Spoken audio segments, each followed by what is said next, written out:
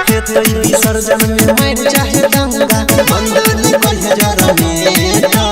handle लगे तैयार रही पूजा कमिटिया पवेटा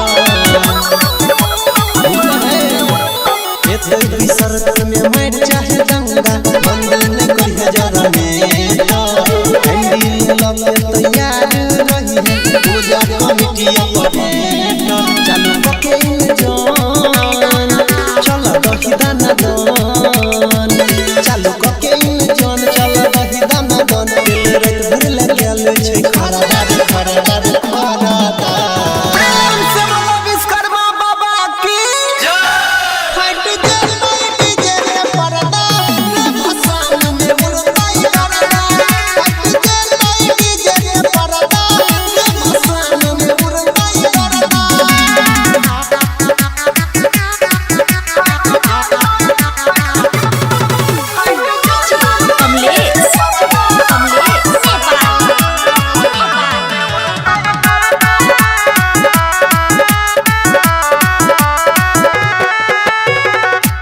जे तोई महंगा जे आई और कोई बीच में दंगा चलते नहीं रंगदारी के करे एक जे दोनों लफंगा कोई जे तोई महंगा जे आई और कोई बीच में दंगा चलते नहीं रंगदारी के करे एक जे दोनों लफंगा आई नीलम छे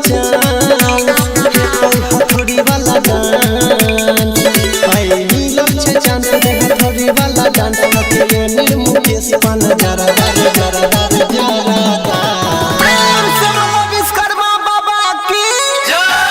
हट दे डीजे रे परदा भसान में मुरताई करदा हट दे डीजे रे परदा भसान में मुरताई करदा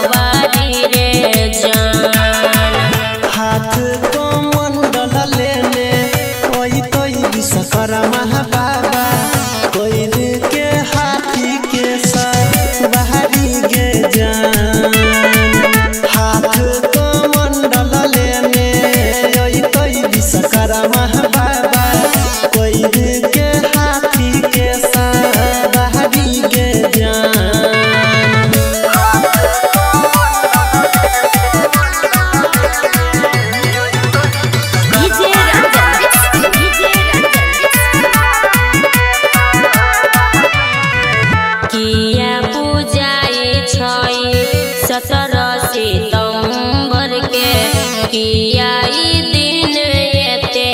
खास रे जान किया पूजाई छई 17 सितंबर के किया ई दिन एते खास रे जान 17 सितंबर के छै जन्मदिन ही में कर इहे से 17 के पूजाई छै गे जान 17 सितंबर के छै जन्मदिन ही में कर इहे से 17 के पूजाई छै गे जान mix by Sujeet Saharsa DJ Ranjan की छै कहानी बताना बाबा विश्वकर्मा के किए गाबै सब गुण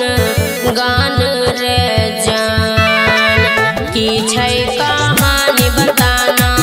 बाबा विश्वकर्मा के किए गाबै सब गुण गान रे जान सृष्टि रचैने हिनकर बड़ योगदान छै जानै छै महिमाई पूरा जहान सृष्टि रचैने हिनकर बड़ योगदान छै जानै छै महिमाई पूरा जहान बाबा विश्वकर्मा के महिमा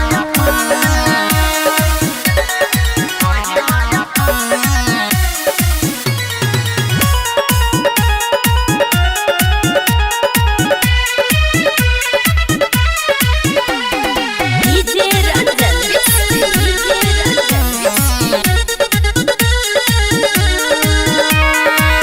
एगो ट्रैक्टर दूगो कीन लेलिए कार रे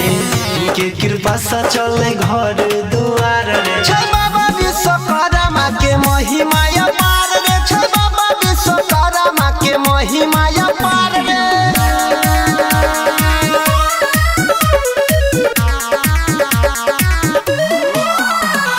डीजे रंजन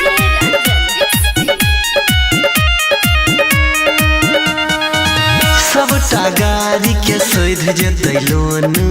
बाबा विश्वकर्मा पढ़ैने छियै मन सबटा गाड़ी के सोध जेतै लोन बाबा विश्वकर्मा पढ़ैने छियै मन ओकरे पछोड़ने छियै करतै विचार रे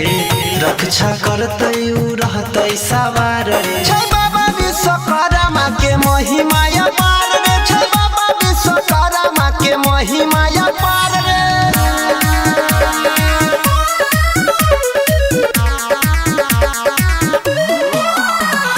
डीजे रंजन